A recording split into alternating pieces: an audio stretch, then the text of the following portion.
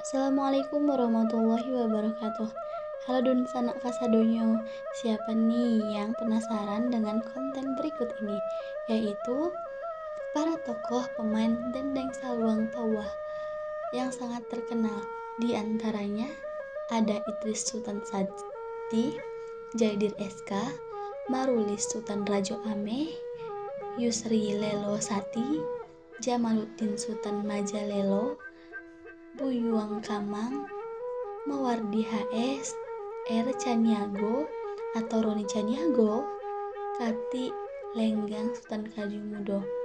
Saluang adalah alat musik tradisional khas Minangkabau yang terbuat dari bambu tipis atau talang.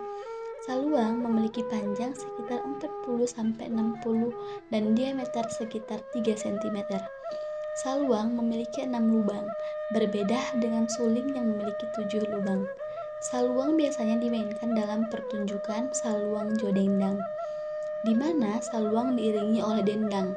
Dan ada beberapa pedendang yang legendaris yang mengiringi musik saluang, di antaranya Samsimar, Ajis Sultan Sati, Sawir Sultan Mudo, Ernawati, Adi Suayan, Ida, Ani Aya Ange, Elia Sawarti, Gadih Suayan, Miss Ramolai. Berikutlah nama-nama para tokoh-tokoh yang bermain saluang. Jadi teman-teman, siapapun yang ingin belajar saluang boleh banget nih belajar ke beberapa tokoh tersebut agar budaya kita tetap terlestarikan.